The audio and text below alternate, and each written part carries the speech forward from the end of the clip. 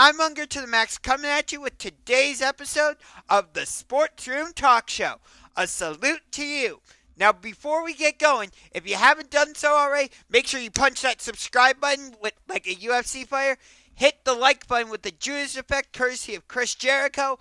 And deliver a Superman punch to the notification bell courtesy of the head of the table, the tribal chief, and your undisputed WWE Universal Heavyweight Champion, Roman Reigns. So over the weekend, we had the start of the NBA playoffs. It started with Nets 76ers. That was followed by Hawks Celtics. Then we had Knicks Cavaliers. I'll have much more on that game later because I was at that game and I have a ton of thoughts. And then we capped Saturday night off with Warriors, the defending champs, taking on the Sacramento Kings. And then on Sunday we had LeBron James, Anthony Davis taking on John Morant, Jaren Jackson Jr., and the Memphis Grizzlies. Then we had Jimmy Butler and the Miami Heat taking on Giannis Antetokounmpo and the Milwaukee Bucks. That was followed by Kawhi Leonard, Russell Westbrook, and the Los Angeles Clippers taking on Chris Paul, Kevin Durant, Devin Booker, DeAndre Ayton, and the Phoenix Suns. And then it was capped off with Karl Anthony Towns and the Minnesota Timberwolves taking on Nikola Jokic and the Denver Nuggets. So, I wrote down every team who won Game 1 on Saturday and Sunday, and here's something interesting. It was actually pretty even. Like, 4 home teams won, 4 road teams won. So, it was, like I said, pretty even. 76ers, Celtics, Kings, Nuggets all successfully defended their home court, and they lead their respective series 1-0. But the Knicks, Lakers, Heat, and Clippers all went into the opposing team's gym and came out with the win.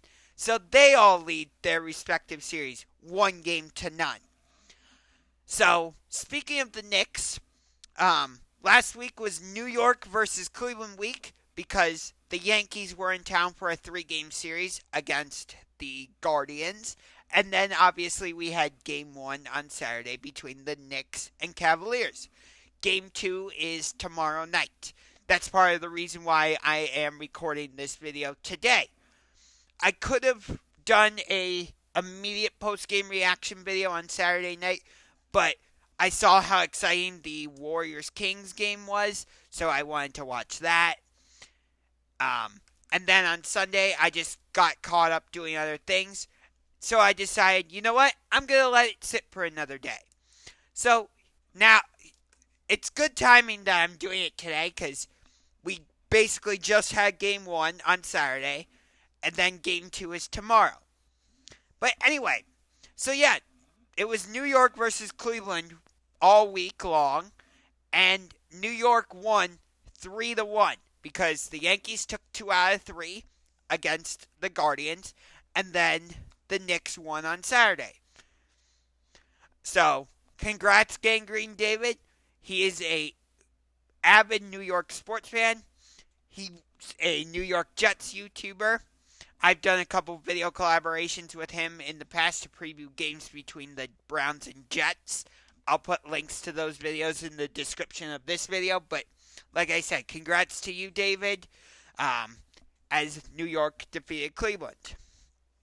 But let's get to Game 1 between the Knicks and Cavaliers. I wrote an entire soliloquy giving my thoughts on why the Knicks defeated the Cavaliers. So, if you don't mind, I'm going to read my soliloquy.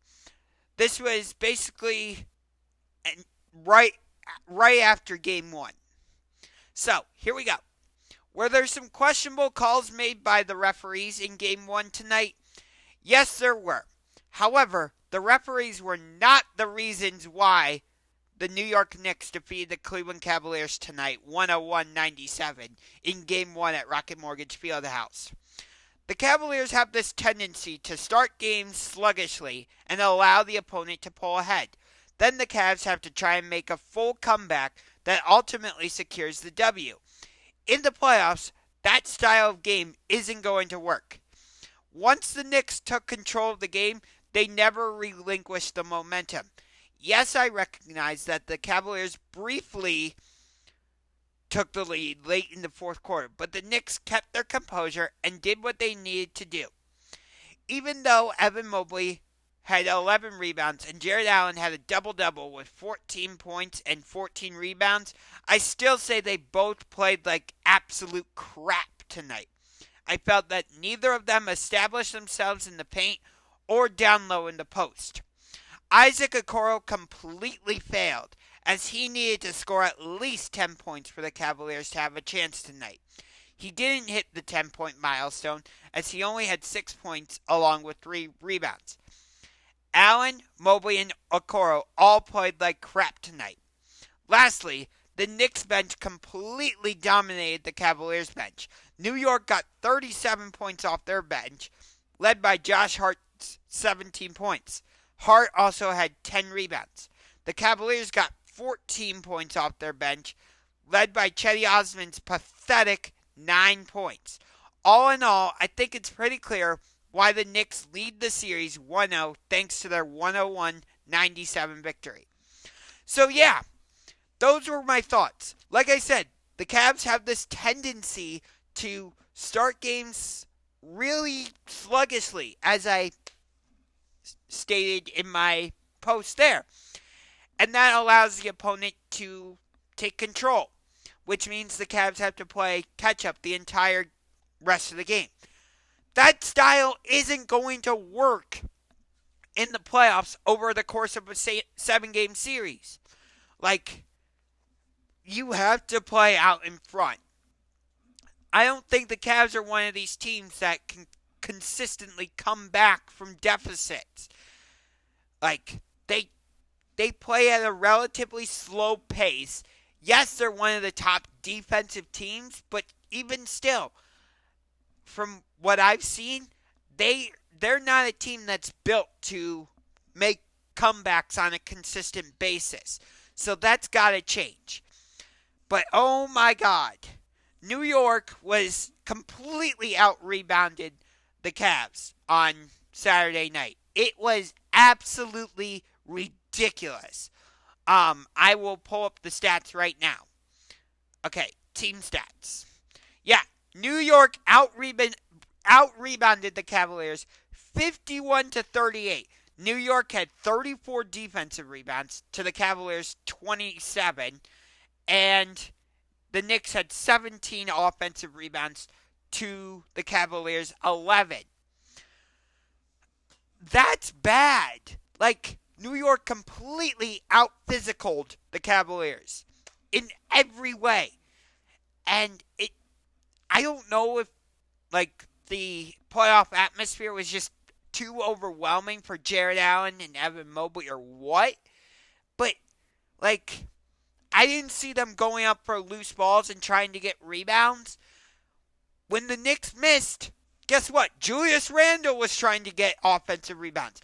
Mitchell Robinson was trying to get offensive rebounds. Even Josh Hart was trying to get involved and get offensive rebounds, which I saw that he's doubtful for Game 2. We'll see if he does, in fact, play tomorrow night or not. But, it was just bad. And the only guys who came off the bench in Game 1 for the Cavaliers were Dean Wade, 2 points. Cedi Osman, a pathetic 9 points, as I said. Ricky Rubio, 0 points. And Karis LeVert, 3 points. How about Danny Green? How about Lamar Stevens? Lamar Stevens could have played some good defense on Jalen Brunson, and maybe that could have stopped him, because Brunson went off for, Jalen Brunson had 27, okay? Julius Randle, 19.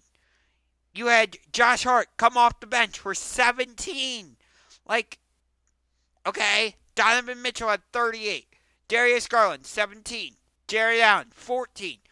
Nobody else scored double digits for the Cavaliers. And I get it. Scoring double digits isn't everything. But seriously, like, Cedi Osman, 9 points. Not good enough. Dean Wade, 2 points off the bench. Not good enough. Karis LeVert, 3 points. Definitely not good enough. Ricky Rubio, 0 points. Not good enough. Again, why was Danny Green not allowed to come into the game? Why was Lamar Stevens not playing into the game? I really do not get it. In game 2 tomorrow night, I want to see Lamar Stevens in the game. I want to see Danny Green in the game. Sure, Danny Green is past his prime, but guess what? He can make some shots. He can make big three-pointers. That's part of the reason why the Toronto Raptors won the championship in 2019 is because he made some big shots. Now, I know the primary reason was Kawhi. And they had Fred VanVleet and Pascal Siakam. But if Danny Green was not on the Raptors in 2019, I don't think they would have won that championship. And I'm not joking. Lamar Stevens against the Celtics on in early March. I don't remember the exact date. I think it was like March 6th or whatever. But he made some big shots late in the fourth quarter and in overtime. And he made some big defensive stops. He could have come into the game and made a difference. Maybe we could have put him on Jalen Brunson late in the fourth quarter instead of Cedi Osman, who's not known as a defensive guy. Lamar Stevens. He's built this reputation from his time at Penn State of being a defensive guy. He could have come in and slowed down Jalen Brunson. I don't get it. Okay. Donovan Mitchell played 44 minutes. Darius Garland, 43 minutes. Jared Allen, 43 minutes. Evan Mobley, 38 minutes. We could have gone to Robin Lopez, Lamar Stevens, Danny Green. And given Donovan Mitchell, Darius Garland, Evan Mobley, Jared Allen breaks. I get it. They're our starters, so we're going to rely more on them. But you got to be able to, trust your guys off of the bench. Sometimes I think the Cavaliers depend way too much on, their starters. On their starters of Okoro, who I don't know why he's still in the starting lineup. He doesn't do anything ever. Barely hits his double-digit milestone. When he does, my friends and I sound the Isaac Okoro alarm. Because it's an inside joke that we have, but it seems like it's a rarity. I think I've only seen him do it, once or twice in person. So, yeah. He like I said, Game 1 against the Knicks, that's the exact type of situation where somebody a Kyle Kuzma, Cam Reddish, Josh Hart was available at the trade deadline. We could have traded for him. Kelly Oubre Jr., Tim Hardaway Jr., anybody like that would have been great because they would have been that third playmaker that Donovan Mitchell and Darius Garland could have gone to it to say, okay, we can give you the ball, Kyle Kuzma. We can give you the ball, Tim Hardaway Jr. Now go get a bucket. That way Donovan Mitchell doesn't have to score 40 points in a game or, 35 points. He can get a normal 25 points or something like that. Honestly, I would have seen if, Charlotte would have taken Isaac Okoro and 2 second-round picks or whatever for Kelly Oubre Jr.? Why not? Like, the Hornets aren't doing anything. I've heard reports that Michael Jordan might sell the team. The Hornets are one of the worst teams in the NBA. So why not see if you could go get Kelly Oubre Jr.? I mean, the Dallas Mavericks were in disarray. Why not call them and say, hey, what would it take for you to trade us Tim Hardaway Jr.? Or the Washington Wizards. They're not going anywhere. Hey, Washington, what would it take for us to take Kyle Kuzma off your hands? Something like that. But nope, the Cavaliers did nothing at the trade deadline. They just stood pat. So, yeah. If I had to say on a scale of 1 to 10, how concerned am I? I would say I'm about a 7 right now. Because the game 1 was not good. Like, the Cavs' biggest lead in that game was 2 points. The Knicks' biggest lead in that game was 12. And, like I said, New York basically controlled the game right from the start. Sure, the Cavaliers took the lead late in the fourth quarter, but I was sitting there and I'm like, yeah, New York's still going to win. So, yeah, Game 2 is a must-win for the Cavaliers. I don't want to go to Madison Square Garden on Friday and Sunday for Games 3 and 4 down 0-2. We are the number 4 seed in the Eastern Conference. So, we need to show that we didn't just fluke our way into this. I will say this. It's probably not going to happen this year because we've got Milwaukee, Boston, Philadelphia in the Eastern Conference. Although Milwaukee, I think, is in a little bit of trouble because Giannis missed the rest of the game last night after he went down with a lower back contusion, they're calling it, and the Heat defeated the Bucks in Game 1, 130 to 117. But yeah, so I think Milwaukee's in a little bit of trouble. I'm not saying they're going to lose the series against the Miami Heat, but the Bucks need to be careful. I'll say it like that. But anyway, like I said, it's probably not going to happen, but I would love to see an NBA Finals between the Sacramento Kings and the Cleveland Cavaliers.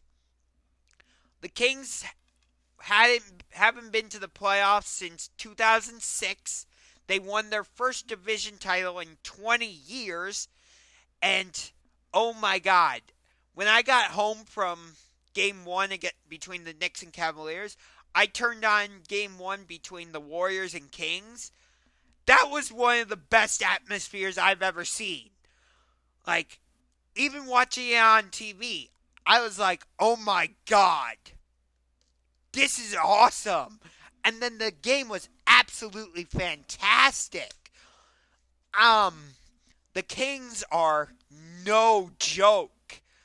They've got De'Aaron Fox, Keegan Murray, Harrison Barnes, Domantas Sabonis, Malik Monk is a stud coming off the bench. Davion Mitchell from Baylor, he can make plays. Alex Len, he can come in and make plays. Trey Lyles. Sacramento is legit. The Warriors absolutely need to win this game tonight at Sacramento. And guess what? I don't think it's going to happen. I think the Warriors are going to be leaving Sacramento down 0-2 in the series. I really, really do. Because the Kings are just playing at a different level right now. Oh, and I forgot to mention Kevin Huerter. But here's the thing. The Warriors were right in the game. And I don't understand the last shot by Steph.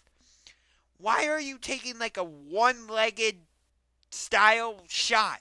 You had like 2 seconds left on the clock. You could have gotten like a decent look for three. And by the way, earlier in the final seconds, the Kings absolutely got away with a defensive defensive bump or whatever you want. That bump isn't the right word. Blemish. That's the right word. Because they left Andrew Wiggins wide open in the corner, and the Kings got absolutely lucky that he missed that shot. So the Kings did catch a couple breaks down the stretch. I'm not going to lie. But, oh my God. De'Aaron Fox. This dude is an absolute stud. He was playing in his first NBA playoffs. The atmosphere and the weight of Sacramento being in their first playoffs since 2006, that didn't seem to faze him. He was matching Steph Curry every single step of the way. At times, I thought he even outplayed Steph Curry. And, oh my God. Yeah, that dude is an absolute stud. I heard Stephen A. say it earlier on First Take, and I agree with him. This dude is special. Derrick Rose in his prime special when he won MVP with the Chicago Bulls. I would say he's on the level of John Morant. That type of special, which we'll see if John Morant is available for Game 2. Because, he came down hard and hurt his hand, and he did not play the rest of the game. And the Lakers ended up winning, which I think that series is over. I know it's only one game, but no John Morant for Game 2, most likely. No Steven Adams. No Brandon Clark. How do you expect the Grizzlies to deal with Anthony Davis on the inside? Plus, you had Austin Reeves go bonkers in Game 1. Rui Hachimura had a great game. Hey, maybe the Cavaliers could have traded for him. I don't know. And then you had D'Angelo Russell, Jared Vanderbilt, Malik Beasley. Rob Pelinka is for sure the executive of the year. The moves he made, trading Russell Westbrook, trading Patrick Beverley, bringing in D'Angelo Russell, Vanderbilt, Malik Beasley, Rui Hachimura, adding Austin Reeves to the roster. It's all worked for the Lakers. So, yeah, I think the Lakers are going to win this series probably in 5. But I will say this. Even though we've already had Game 1 for every series, I still want to give you my top 3 playoff series that I'm most looking forward to. So, obviously, number 1 is Knicks Cavaliers. This is the first time the Cavaliers are in the playoffs since LeBron dragged our ass to the NBA Finals in 2018, where we got swept by the Golden State Warriors. Speaking of the Warriors, number 2 on my list is Warriors Kings. I think this series is going the full 7 games. I think every game in the series is going to be absolutely fantastic. Like I said, I think tonight is a must-win for the Golden State Warriors. Because if they lose, I don't think the Kings will sweep the Warriors. But I think the Warriors will be in serious trouble if they do not win tonight. And then number 3 is Clippers Suns. So, the Clippers, like I said earlier, they went into Phoenix and they beat the Suns last night. Which, before I get into that, there was a Twitter video of Russell Westbrook getting into it with a fan. I get it. The Suns put in this lounge when there were no fans, and that's how players go through to get to the visiting team locker room.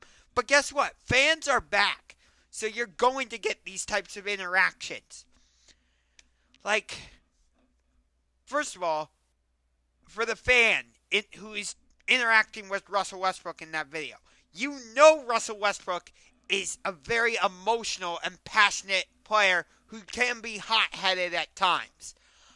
Why are you, and you know he's not having that great of a game offensively, why are you trying to heckle him and, like, trying to push his buttons? Like, just let him go back to the locker room and hear what Ty Lue has to say so that he can make some adjustments for the second half. Why do you have to go and, like, do that?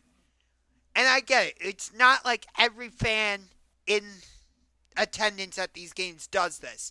But there have been so many occasions where the fan and player interaction just turns ugly. Like, and this isn't the first time it's happened with Russell Westbrook. I know. But, like, something's got to change. Like, when I go to a game, am I, like, yelling things? Yes, but I keep it appropriate. And, you know, when the game gets really close, yes, I'm going to chant, defense! Defense! Or, you know, I might say, like, hey, Isaac Okoro, can you actually do something on offense? Something like that. Or I might say, like, okay, Evan Mobley, can you please go get the offensive rebound? Something like that. But I'm not going to, you know, if I was in the situation where I could be right next to the players, I'm not going to, you know, I might not yell the same type of thing because the players would be right next to me. And, yeah, no. Like, that just wasn't right. But give credit to the Clippers. Even without Paul George, who is most likely not going to play in this first round series against the Suns, they were able to go into Talking Stick Resort Arena. Oh, wait, no, that's not what it's called anymore. It's called Footprint Center. My apologies. And they were able to knock off Kevin Durant, Chris Paul, Devin Booker, DeAndre Ayton, and the Phoenix Suns. If the Clippers, without Paul George, are able to knock off the Phoenix Suns in round one, we've got some serious issues. I think the narrative changes about Chris Paul. I think the narrative changes about Kevin Durant. Now, I know part of the narrative is with Chris Paul is that he hasn't won a championship yet. But, again, if the Suns lose in the first round to a Los Angeles Clippers team that does not have Paul George, yes, I know they still have Kawhi Leonard and they still have Russell Westbrook. But, like, that definitely changes things. And the big thing with Kevin Durant is everybody holds it against him that he left Oklahoma City to join Golden State. And I think one of the narratives coming into this series was, what's going to happen when Kevin Durant and Russell Westbrook meet? Are they going to rekindle their history of, like, getting into each other's faces? Or is it just going to be like, you know, nothing happened type thing? And actually, in the first quarter, the Clippers put Russell Westbrook onto Kevin Durant, which I thought was insane, but it somehow worked for the Clippers. So, yeah, Game 2 is for sure a must-win for the Phoenix Suns. You can't go down 0-2 at home against the Paul George-less Los Angeles Clippers. Again, I understand that the Clippers have Kawhi Leonard and that they have Russell Westbrook. But, yeah. So Game 2, I'm calling a must-win for the Cavaliers, for the Warriors, and for the Suns.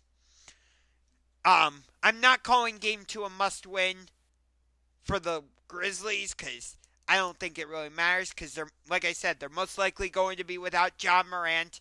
They are without Steven Adams and Brandon Clark, so I think the Lakers are going to win that game. I'm not going to call it a must-win for the Nets tonight because I think Philadelphia is just going to steamroll them. I think the 76ers win that series in 5. I'm not calling Game 2 a must-win for the Hawks because I think the Celtics are just going to destroy them. I think Boston sweeps that series. Actually, I'm going to say Game 2 is a must-win for the Milwaukee Bucks. Yeah, and that just about covers it. So, we've also got the Stanley Cup playoffs opening up tonight. We've got the Boston Bruins taking on the Florida Panthers. Of course, the Boston Bruins made history this season because they won the most games in NHL history and they collected the most points in NHL history. So, they won the President's Trophy. A team has not won the Stanley Cup along with winning the President's Trophy since the 2013 Chicago Blackhawks, who coincidentally defeated the Boston Bruins in the Stanley Cup Final. But we've got Islanders, Hurricanes, Panthers, Bruins, Minnesota Wild against the Dallas Stars, and the series I'm most excited about, the Los Angeles Kings taking on the Edmonton Oilers. So that's kind of funny. You've got the Sacramento Kings in the playoffs for the NBA, and you have the Los Angeles Kings in the playoffs for the NHL. I don't know if that's ever happened, but whether it has or not, that's the type of stuff I love. But yeah, my top 3 series that I'm most looking forward to for the Stanley Cup playoffs are Kings-Oilers, because that series last year went the full 7 games, and I think it's going to be a great series once again. But LA is without Kevin Fiala, so that's a huge piece of their offense missing. And Leon Draisaitl, Connor McDavid, they're just playing at an elite level right now.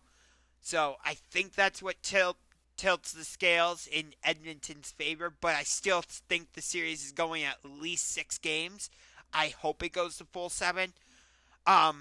For me, number 2, let me look this up. Number 2 for me is, who did I say was number 2?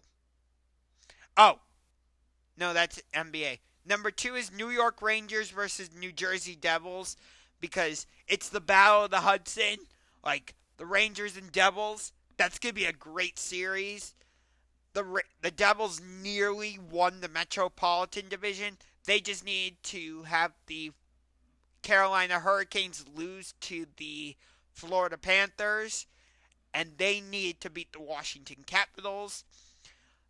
The Devils came back to beat the Capitals, but the Hurricanes defeated the Panthers.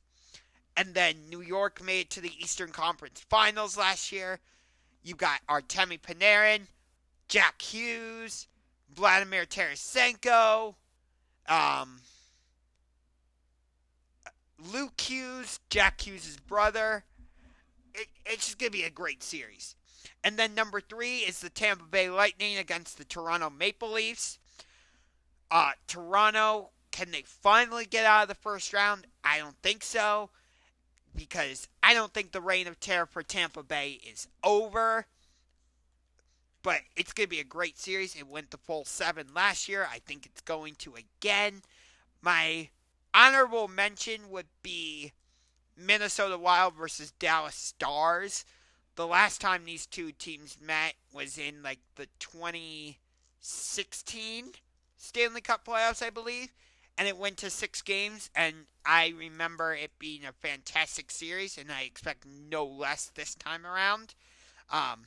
Can Minnesota finally break through and win a first-round series? Because Wild fans are tired of waiting. So, we'll see. But, yeah. So, for the NBA playoffs tonight, I'm picking the 76ers. And then I am picking the Sacramento Kings. As for the Stanley Cup playoffs, I'm going with the Hurricanes, Bruins. I'm going with the Dallas Stars, and I'm going with the Edmonton Oilers. So I think all four home teams hold serve in Game 1 tonight. So that's going to do it for this episode of the Sports Room Talk Show. Hope you enjoyed it. If you did, punch that subscribe button like a UFC fighter. Hit the like button with the Judas Effect courtesy of Chris Jericho. And deliver a Superman punch to the notification bell courtesy of the head of the table and the tribal chief and your undisputed WWE Universal Heavyweight Champion, Roman